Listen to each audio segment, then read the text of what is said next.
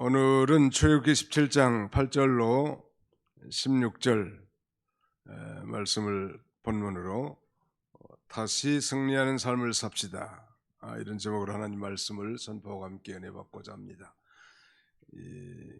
거기 17장 15절을 보겠습니다. 17장 15절, 모세가 제단을 쌓고 그 이름을 여호와 니시라 하고 그랬는데, 여호와 니시라는 이 말은 여호와는 나의 깃발, 그런 뜻이거든요. 니시라는 말은 바로 이 깃발이란 뜻인데, 이 깃발이라고 하는 것은 전쟁할 때 병사들에게 용기와 희망을 주는, 동시에 소속 의식을 심어주는 상징물인데, 이 말씀은 여호와 하나님께서 싸움터에서 이스라엘을 항상 승리케 하시는 분이시다. 그러므로 그분을 의지하고 따르는 자의 힘이고, 여호와 하나님은 방패시며 승리의 깃발이 되신다, 그런 의미가 포함되어 있습니다. 여호와는 나의 깃발에 대한 좀 더 상세적 해석이라고 한다면, 여호와는 나의 승리의 깃발, 이렇게 표현할 수 있겠습니다. 오늘 이 말씀을 본문을 중심으로 다시 승리하는 삶을 삽시다, 이런 말씀을 제목으로 함께 은혜 받고자 합니다. 오늘 본문의 사건은 이제 430년 동안 이스라엘이 애굽에서 종살이 했고, 이제 모세 영도 아래 출애굽을 단행하고 약속의 땅 가나안을 향하고 있을 때인데, 조금 전에 이제 르비딤에서 물이 없어 백성들이 원망하는 그런 가운데, 하나님께서는 그 모세 손에 들린 그 지팡이를 통해서 반석을 쳐서 생수를 마시게 하는 놀라운 이 은혜와 기적을 체험하게 하였습니다. 그 직후에 바로 이 르비딤에서 아말렉이라고 하는 이스라엘 대적이 쳐들어오게 되지요. 이스라엘과 싸운 것입니다. 이 아말렉은 원래 에서의 후손이란 말. 중요한 것은 그들은 하나님을 경외하는 마음이 없는 거예요. 에서는 장자라도 결국 이 축복권이 야곱에게 돌아갔는데, 하나님이 야곱을 사랑하시고 에서를 미워했다는 사실을 우리에게 상기시키는 것은, 바로 이 에서는 그 장자권에 대한 사모함이 없었습니다. 즉, 장자를 통해서 장차 인류를 구원할 메시아의 반열에 드는 것을 소원하게 생각하고 하나님을 경외하는 마음이 결코 없었는데, 그의 후손들이 결국은 하나님을 대적하는 세력, 직접적으로는 하나님의 백성들을 대적하는 세력으로 이제 나타난 것입니다. 그래서 모세는 후에 출애굽 2세대들에게 이 아말렉에 대한 경각심을 일깨워주면서 이렇게 말합니다. 우리 성경을 한 군데 찾아봅시다. 신명기 25장 17절을 보겠습니다. 신명기 25장 17절로 18절 같이 한번 읽어보겠습니다. 신명기 25장 17절로 18절을 같이 읽습니다. 시작. 너희는 애굽에서 나오는 길에 아말렉이 내게 행한 일을 기억하라. 곧 그들이 너를 길에서 만나 내가 피곤할 때에 내 뒤에 떨어진 약한 자들을 쳤고 하나님을 두려워하지 아니하였느니라. 하나님의 백성을 대적하는 것은 곧 하나님을 대적하는 것이란 말.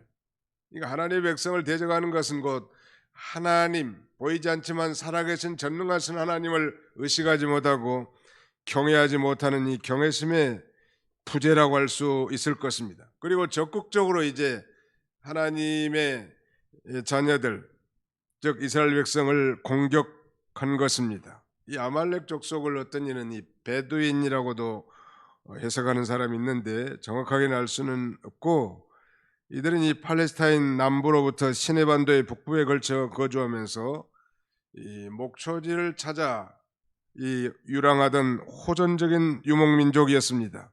전력이나 전투 조직에 있어서 그야말로 사막에서 활동하는 일종의 특공대와 같단 말.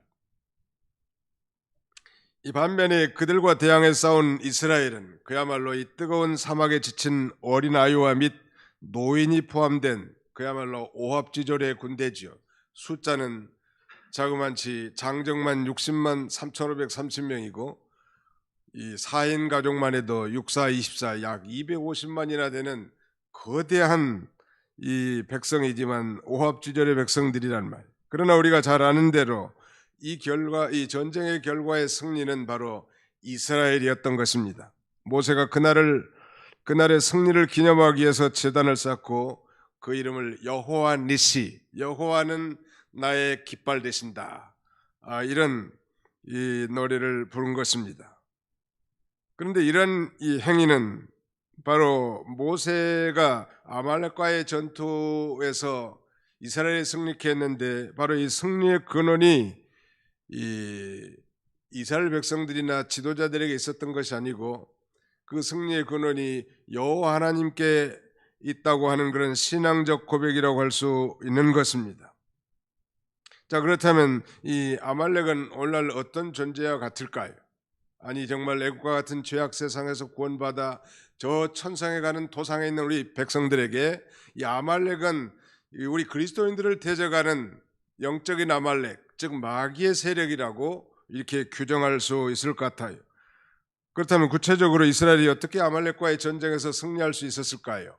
자, 오늘 우리 주보 순서지에 메인 아이디어를 기록했는데요. 우리 같이 한번 리피팅 해보도록 하겠습니다. 이스라엘이 어떻게 해야 대적 아말렉과의 전쟁에서 승리할 수 있었을까요? 따라서 읽겠습니다. 모세가 손을 들고 하나님께 기도함. 아론과 훌이 모세의 손을 들어줌. 여호수아와 그 군대가 아말렉과 싸움. 예, 어떻게 보면 굉장히 그 분업이 좀 잘 돼 있죠.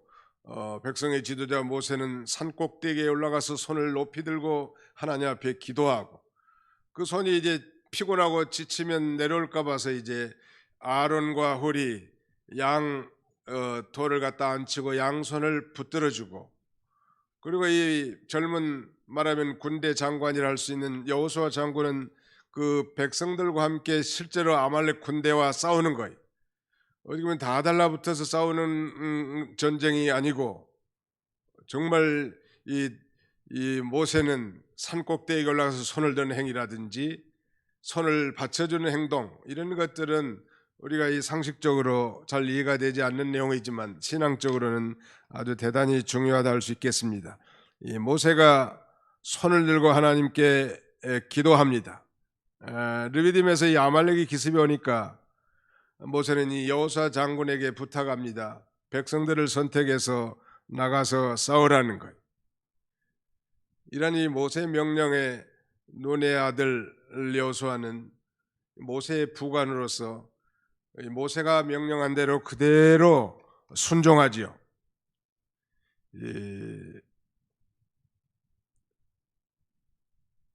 그리고 모세는 손에 지팡이를 잡고 이제 아론과 홀로 더불어 산꼭대기에 올라간 것입니다. 산꼭대기에 올라간 모세는 이제 하나님을 향해서 손을 높이 들고 이렇게 기도한 것 같아요.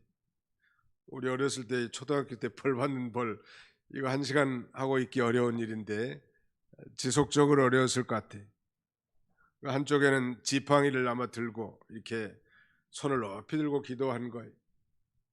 어떻게 보면 대단히 그 상징적인 의미가 있지 않겠습니까? 사실은 그 손에 든 지팡이는 과거에 뱀이 되기도 했다가 나일강 하수를 쳐서 물이 피로 변하기도 했다가 방금 전에는 이 반석을 쳐서 생수를 내게 하는 그야말로 능력의 지팡이래요. 사실 그 지팡이가 능력이 있는 것이 아니고 하나님의 능력이 있음을 상징적으로 이 지팡이를 통해서 보여준 거라고 할 수 있겠습니다.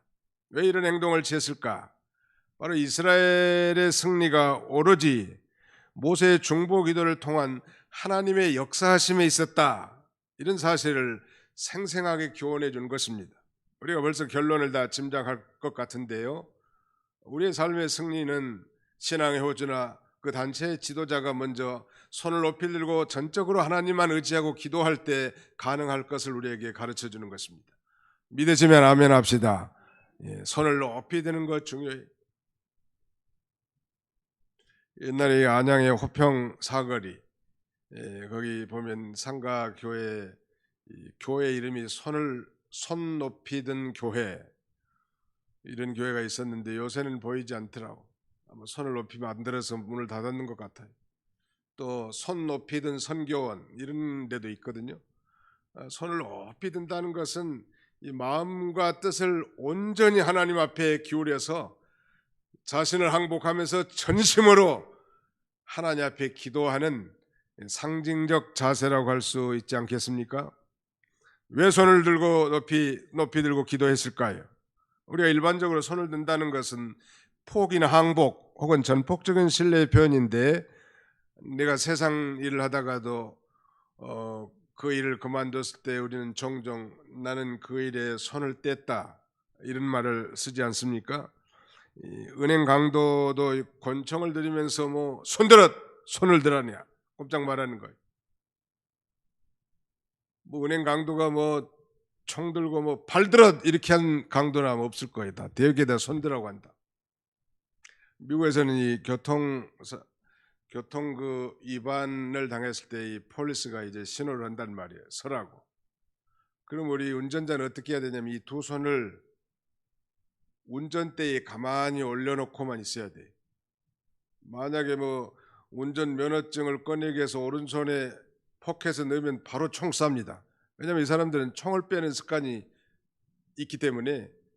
그러니까 핸들에다가 손을 얹고 가만히 있어야 돼. 그래서 이 경찰 폴리스가 시키는 대로 순종만 하면 아무 일도 없단 말. 아무튼 이 손을 든다는 얘기는 그야말로 항복이라든지 포기, 전폭적인 신뢰를 가리키는데, 그러므로 이 하나님을 향해 손을 댔다는 것은 손을 들고 전심으로 하나님 앞에 기도했다, 부르짖었다 그런 뜻이고, 다시 말씀드리면 자기의 마음과 성품과 뜻을 온전히 하나님 앞에 기울여서 기도드린 거예요. 그저 뭐 적당한 편리한 거래 정도 하는 게 아니에요. 우리들은 뭐 종종이 아니라 자주 묵상 기도로 편안하게 합니다만, 사실은 다급하고 이 중요한 순간에 언제 묵상하고 앉아 있냐는 말이에요. 하나님 앞에 부르짖고 그 다음에 호소하고 간절하게 외칠 필요가 있단 말이에요. 묵상이 필요할 때는 묵상 기도를 하지만 하나님 앞에 부르짖을 때는 부르짖는 거예요. 다른 도리가 없어요. 그것도 온전히 마음을 기울여서 부르짖어야 된다는 말. 시편 28편 1절로 2절에 보니까 여호와여 내가 주께 부르짖으오니 나의 반석이여 내게 귀를 막지 마소서. 주께서 내게 잠잠하시면 내가 무덤에 내려가는 자와 같을까나이다. 내가 주의 성소를 향하여 나의 손을 들고 주께 부르짖을 때에 나의 간구하는 소리를 들으소서. When I cry to you, when I lift up my hands toward your holy sanctuary. 당신의 거룩한 성소를 향하여 나의 손을 높이 들고 기도하오니 나의 부르짖음에 응답해 달라고 하는 이 신의 애절함이 묻어있죠. 자, 우리 또 성경을 한번 찾아보겠습니다. 예레미야 예가 2장 19절입니다. 예레미야 예가 2장 19절. 예레미야 예가는 예레미야서 다음에 있죠. 예레미야 예가 제2장 19절 찾아서 같이 한번 읽어보겠습니다. 시작. 초저녁에 일어나 부르짖을지어다. 내 마음을 주의 얼굴 앞에 물 쏟듯 할지어다. 갓길 어귀에서 주려 기진한 내 어린 자녀들의 생명을 위하여 주를 향하여 손을 들지어다.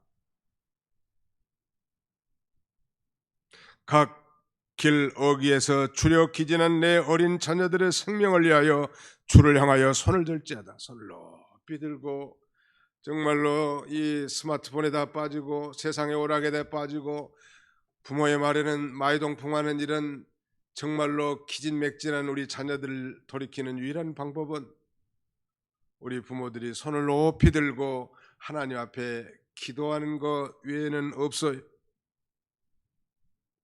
신약 성경에도 보니까 그러므로 각처에서 남자들이 분노와 다툼이 없이 거룩한 손을 들어 기도하기를 원하노라. 손을 높이 드는 것. 우리 손 한번 들어봅시다. 손 높이 눈을 감으시고 천부여 의지 없어서 손 들고 옵니다. 주 나를 박대하시면, 주 나를 외면하시면 나 어디 가리까? 온전히 자신을 부인하면서 온전히 하나님의 긍휼을 덧입기를 사모하는 그런 마음, 그게 바로 이 손드는 마음이에요. 그래서 여러분들도 기도할 때 기도가 잘 안 되고 맨 한 소리 또 하고 한 소리 또 하고 잠이 얼고 그러면요, 손을 이렇게 높이 들고 기도하세요. 건강에도 좋을 것 같아요. 내리세요. 네. 손 높이 든다고 지옥 가는 게 절대 아니니까 손을 높이 들고 한 번씩 기도해 보라고. 그러면 마음이 좀 집중이 돼요. 제가 실제로 많이 해봤어요. 묵상기도 가만히 하고 있으면 졸아요. 대개는 저는 것보다 손을 높이 들고 정신 바짝 차려서 깨어서 전심으로 하나님 앞에 부르짖는 거예요. 다른 교회는 많이 손 들고 찬송도 많이 하는 것 같아요. 좀 좋은 모습이었습니다. 손을 높이 들고 기도하고 손을 높이 들고 찬송하는 것은 마치 내 찬송과 내 기도가 하늘에 올라가는 것 같은 그런 감정과 느낌이 와요. 여러분들도 너무 점잔들만 빼지 마시고 어린아이들과 손 높이 드는 거예요. 옛날에 안양에서 목회하는데 순복음에서 오신 권계남 권사님이 계셔요. 내가 이름을 잊지 않는 이유는 그분의 평생 소원은 자기 장례식을 최익은 목사가 집례해달라는 거예요. 내가 그대로 발령받아서 다른 데로 왔지만 놀랍게도 그분의 기도가 응답돼 가지고 부천에선가 그분의 장례를 집도한 적이 있습니다. 근데 그분은 항상 예배 시간에 손을 들고 찬송해. 다른 사람 눈치 하나도 안 봐. 그리고 찬송가 338장만 나오면 자동이요. 손이 자동으로 올라와. 올라온 것만 아니에요. 좌우로 흔들어야죠. 천부의 의지없어 손 들고 옵니다. 주 나를 박대하시면 나 어디 가오리까. 어린아이 같은 그런 손전한 마음을 좀 가지면 좋을 것 같아요. 우리는 너무 어른들 같아요. 무서워요. 너무 무섭다고 표정들이. 손을 높이 든다는 것은 내 마음과 정성과 뜻을 온전히 기울여 하나님 앞에 연락되기를 원합니다는 그런 간절한 마음이란. 그래서 백성의 지도자는 자기도 정말 총칼을 잡고 주의하는 전장의 앞잡이로서 나가지 아니하고 그는 이 여호수아에게 전장을 맡기고 자신은 산꼭대기에 올라가서 손을 높이 들고 지팡이를 든 채로 이렇게 기도했던 것입니다. 오늘 영적 이스라엘인 우리 성도들도 이 광야 같은 이 세상에서 시시때때로 이 영적 아말렉과 같은 마귀의 공격에 직면한다는, 이런 마귀가 눈에 보이면 얼마나 좋겠습니까마는 이 마귀나 그의 수종자들인 귀신들, 즉 악령들은 우리 눈에 보이지 않지만 실존합니다. 그걸 어떻게 분별할 수 있는가 하면 나로 하여금 믿음이 떨어지게 만들고 나로 하여금 믿음을 사용하지 못하게 만들고 나로 하여금 하나님 앞에 가까이 나가지 못하게 만들고 우리를 회방하는 회방자요, 그야말로 이 말하자면 이간자가 마귀란 말이에요. 그러니까 뭐 아무리 예쁘게 생기고 친절한 부드러운 말을 한다 할지라도 그 말의 내용이 성경 말씀을 정면 배치되는 말, 성경 말씀과 다른 말씀을 한다면 그게 바로 마귀 음성이에요. 그런 마귀 음성은 예수님의 제자 베드로도 했었고 우리들 가운데도 그럴 수 있고 가정에서도 아내가 마귀 역할을 할 수도 있어요. 남편도 그럴 수 있고요. 교회에서도 마찬가지요. 그래서 그걸 바로 잘 분별해 나가야 되겠는데 그 마귀를 어떻게 이겨나갈 수 있냐는 말. 마귀를 이길 수 있는 최고의 좋은 방법은 하나님 앞에 엎드려 기도하는 거란, 그것도 손을 높이 들고 하나님 앞에 간절히 기도할 때 우리가 승리할 수 있습니다. 그래서 하나님이 공급해 주신 그 힘과 능력을 가지고 우리가 승리해 나가는 것이죠. 유명한 레너드 레븐힐이라고 하는 이 사람은 영국의 말하자면 복음주의 지도자고 저자인데 그런 특별히 기도와 부흥에 대한 그런 그 책들도 좀 많이 쓴 사람이에요. 그분의 유명한 책 가운데 하나가 Radical Praying and Preaching, 즉 기도와 설교, 급진적인 기도와 설교, 이렇게 직역할 수 있겠는데요. 이분이 한 유명한 말 가운데 기도는 전투를 위한 준비가 아니라 전투 자체이다. Prayer is not a preparation for a battle, it's the battle. 그냥 전투를 위한 준비 정도가 아니라 기도 자체가 바로 전쟁이라는. 그러니까 우리 그리스도인들이 기도를 하지 않는다는 것은 벌써 마귀에게 항복 선언을 하고 이 마귀의 수종자로 살 수밖에 없다는 반증이라고 할 수 있지 않겠습니까? 그러므로 손을 다시 내렸던 손을 다시 높이 들어야 합니다. 그래서 다시 승리하는 삶을 사시기를 주님의 이름으로 축원합니다. 아론과 훌이 모세의 손을 붙들어 줍니다. 전쟁이 이 12절 한번 보시기 바랍니다. 12절 11절부터 모세가 손을 들면 이스라엘이 이기고 손을 내리면 아말렉이 이기더니 모세의 팔이 피곤함에 그들이 돌을 가져다가 모세 아래 놓아 그가 그 위에 앉게 하고 아론과 훌이 한 사람은 이쪽에서 한 사람은 저쪽에서 모세의 손을 붙들어 올렸더니 그 손이 해가 지도록 내려오지 아니하니라. 1시간 이렇게 하기도 힘들잖아요. 옛날에 우리 초등학교 때 벌 받으면 손을 높이 들어 그래. 주먹 쥐고 너 기 떨어져서 기에 붙이라는 거예요. 생각나요? 네. 모세라고 뭐 예가 있겠습니까? 얼마나 피곤하면 손이 이제 내려온단 말이에요. 그런데 놀란 건 손이 올라가면 이스라엘이 이기고 손이 내려오면 적군 아말렉이 이기니까 계속 손을 들어야 되는데 어떻게 피곤해서. 그래서 이제 아론과 훌, 아론은 모세의 형입니다. 지금 모세의 나이가 80이 넘었어요. 아론은 모세보다 한 3살 위니까 83세요. 훌은 미리암의 아내로 전통적으로 이렇게 요세푸스에 하면 그렇게 해석이 되는데, 그리고 미리암은 아론과 모세의 누이요. 그 한참이잖아요.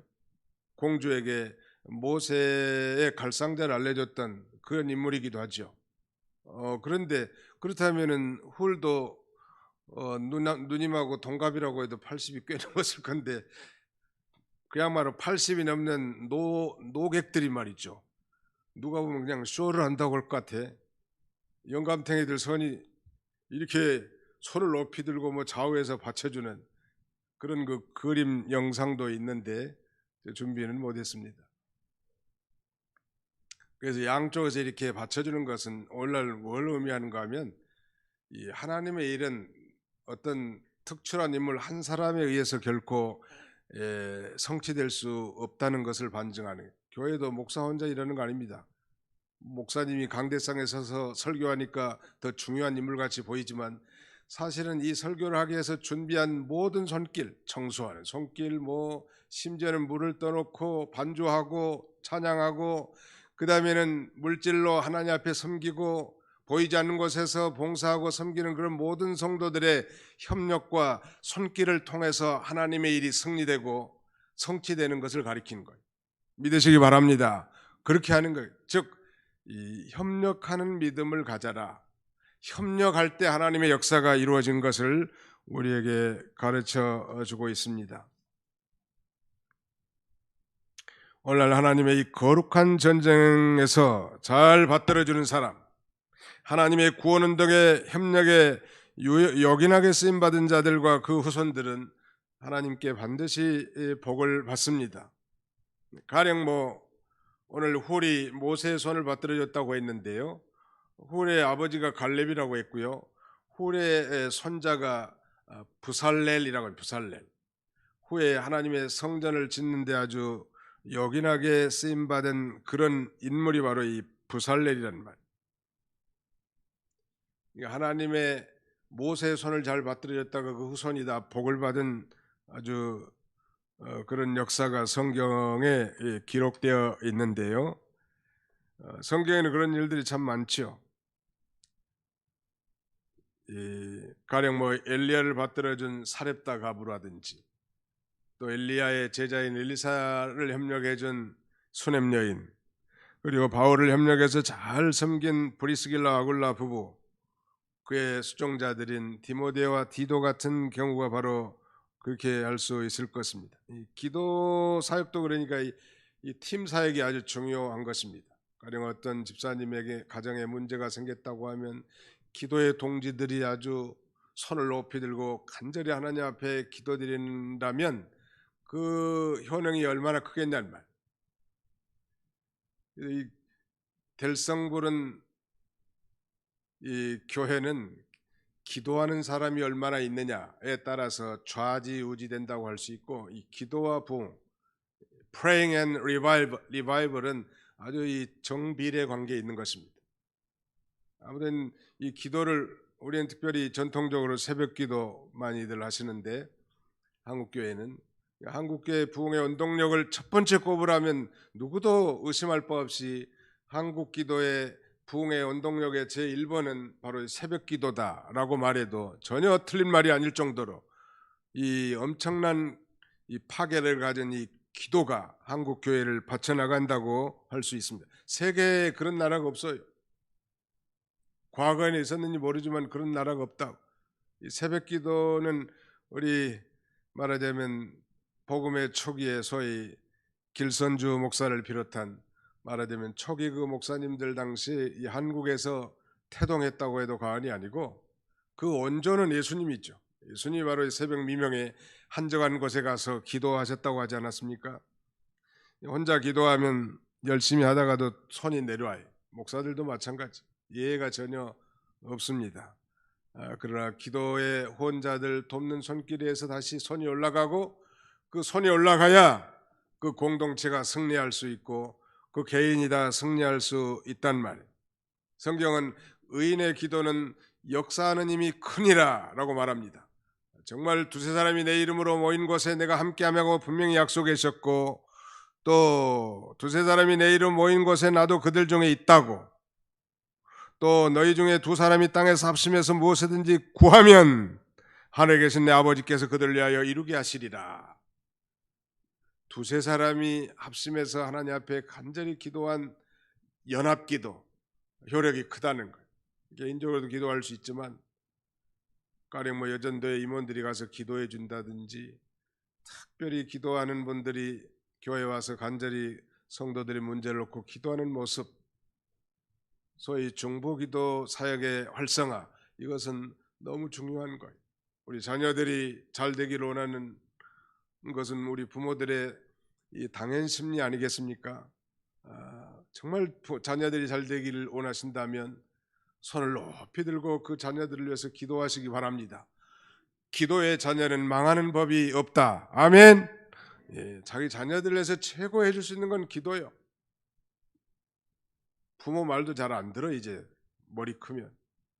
하나님 앞에 기도해서 하나님께서 그의 마음을 변화시켜서 옳은 길을 걸어가도록, 축복의 길을 걸어가도록 우리 부모가 손을 높이 들어줘야 돼요. 본인이 물론 기도하는 건 당연하겠지만 또 온 가족이 그렇게 기도해 주면 얼마나 좋겠냐.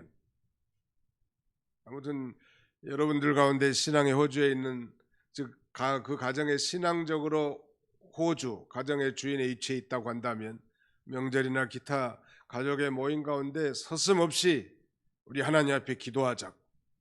그리고 하나님 앞에 기도하자는데 안 하겠어요? 자녀들이 하기 싫어도 할 수밖에 없다.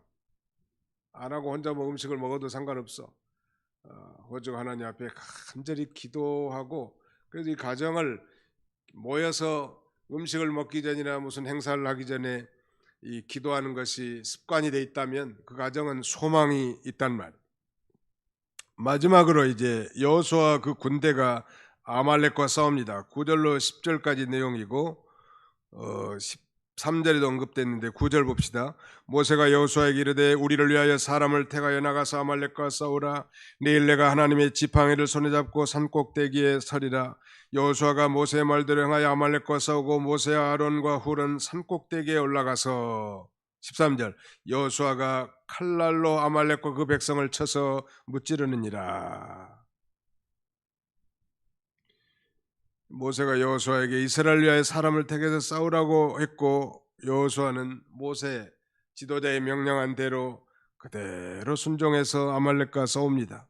사실 그 오합지졸의 군대 모아봤자 별 도움도 안 되지만 윗사람이 명령하니까 그대로 순종했다고 10절에 그러지 않았습니까? 여호수아가 모세의 말대로 행하여 아말렉과 싸우고, 이것은 즉 이 순종이 기적을 낳는 대표적인 예요. 인간의 상식과 이론적으로는 불가능하지만 하나님의 명령, 하나님의 종의 명령이니까 순종해서 나갔더니 기적이 일어났단 말. 같은 시간에 모세는 산꼭대기에 올라서 손을 들고 마음과 정성과 힘을 기울여서 기도했다고 그랬죠. 그래서 하나님의 능력이 모세에게 임하게 됐고요. 그 능력이 저 전쟁터에서 싸우는 장군 여호수아에게 전달된 것입니다. 그러므로 이 아말렉과의 전쟁의 승리의 원천은 모세도 아니고 여호수도 아니고 손을 받들어준 아론과 홀도 아니라 바로 이 전쟁의 승리의 원천은 하나님이시란, 전쟁은 여호와에게 속한 것이라고 성경은 증거하고 있지 않습니까? 여호수아가 이끄는 군대가 이제 하나님의 힘과 능력을 힘입어서 이스라엘의 대적 아말렉을 쳐 무찌르는 거예요. 자, 한번 생각해. 우리는 예배당에서 기도합니다. 그러면 하나님의 능력이 우리에게 임하게 되고 그 기도의 능력이 이제 우리 자녀들에게 전달되는 거예요. 그래서 그 자녀들이 그 능력으로 세상을 이겨나갈 수 있게 해주신단 말. 놀라운 일이요. 지금 기도는 저 산꼭대기에 있었는데 산꼭대기에 모세에게만 하나님의 능력이 저 전쟁터에서 직접 칼과 활로 싸우는 여호수아에게 전달되고 그 능력으로 전쟁에서 승리하게 한 것입니다. 그러므로 승리의 원천이 하나님께 있음을 이들은 알았기 때문에 이제 제단을 쌓고 그 이름을 여호와 니시라고 이렇게 말하는 것은 바로 이 승리는 여호와로 말미암은 것입니다. 여호와는 나의 승리의 깃발이다 이렇게 외치면서 그렇게 이제 제단을 쌓은 것입니다. 마귀와의 영적 전투는 한 번 승리했다고 끝나는 게 아닙니다. 한 번 끝나면 다시 마귀가 준비해서 찾아오는 것입니다. 16절 보실까요? 마지막 절입니다. 이르되 여호와께서 맹세하시기를 여호와가 아말렉과 더불어 대대로 싸우리라 하였더라. 우리의 광야 여정이 끝날 때까지, 천국 가는 그날까지 이 전쟁은, 영적 전쟁은 계속될 것인데 오늘 이 두려워하지 말라고 말합니다. 아말렉과의 전쟁을 겁내거나 두려워하지 말라는 거예요. 왜냐하면 여호와께서 친히 싸워주시고 마침내는 마귀의 세력들을 다 멸해주겠다는 거예요. 전쟁은 여호와께 속한 것입니다. 그러므로 하나님을 의지하고 기도의 무릎을 꿇는 자, 그래서 손을 높이 들고 하나님 앞에 부르짖는 자에게 임하는 것입니다. 오늘 우리 성도는 예수 그리스도를 대장으로 해서 영적 선한 싸움을 싸우는 그야말로 십자가의 이 정병들입니다. 우리의 대장 예수 그리스도께서 이미 십자가의 구속을 통하여 사단의 머리를, 권세를 다 깨뜨리시고 승리하셨는데 그게 바로 십자가란 말이에요. 그런 면에서 십자가를 우리의 군기로 삼아 우리도 날마다 승리하는 삶을 살고, 이 승리가 바로 여호와께로 말미암은 것이었다고. 아니, 전쟁은 칼과 창으로 말미암아 승리한 것이 아니고 만군의 여호와 하나님으로 말미암은 것을 우리가 인정하고 고백하는 것입니다. 다윗도 그렇게 골리앗과의 싸움에서, 골리앗과 다윗의 싸움은 하나님이 도와주셔서 승리한 거예요. 너는 칼과 단창으로 나오지만 나는 만군의 여호와 이름으로 나가노라 하고 맷돌을 돌려 그 블레셋의 장수 골리앗의 이마를 깨뜨린 거 아니겠습니까? 하나님께서 그런 능력을 주신단 말. 오늘 이제 코로나가 시작된 지 거의 1년 반이 가까운 이런 시기인데 그야말로 우리가 그동안에 얼마나 실패한 삶을 살았는지, 기도의 삶에, 봉사의 삶에, 예배 생활에 내가 내 자신들을 더 잘 알지 않습니까? 이제 그런 패배주의에 사로잡혀 있지 말고 다시 우리는 이 컴퓨터에 보면 리셋이라는 기능이 있죠. 리셋. 다시 눌러서 시작할 수 있는 그런 축복이 주어졌습니다. 그 보혈을 의지하여 다시 이제 리셋을 하고 다시 승리하는 삶을 살아야 되겠는데 그 첫 번째 회복해야 될 중요한 아이콘은 바로 기도의 아이콘이, 하나님 앞에 나와서 손을 들고 시작하는 순간부터 마귀는 벌벌 떤다는 사실을 알고 이제 더 이상 패배의 자리에서 한숨을 쉬는 그런 자리가 아니라 다시 용기 백배하여 승리하는 그런 저와 여러분들이 다 되시기를 주님의 이름으로 축원합니다. 기도하겠습니다. 기도합시다.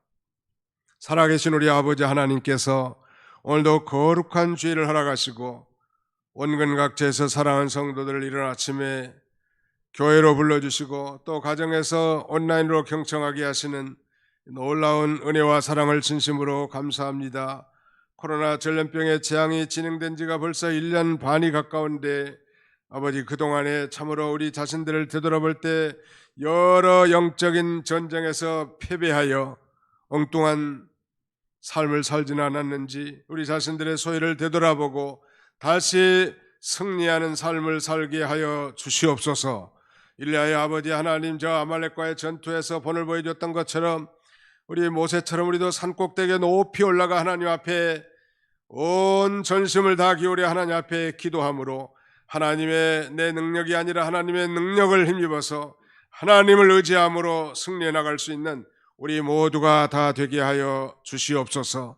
그래서 날마다 우리 가정에서, 우리의 일터에서, 아니 우리 교회에서, 우리의 삶의 모든 현장에서 여호와의 니시, 여호와가 바로 나의 승리의 깃발이라고, 내 승리의 원동력이 여호와 하나님이라고, 하나님이 도와주셔서 이렇게 승리했다고 하나님을 찬송하고 영광을 돌리는 우리 모두가 다 되게 해 주시옵소서. 예수님의 이름으로 기도하옵나이다. 아멘.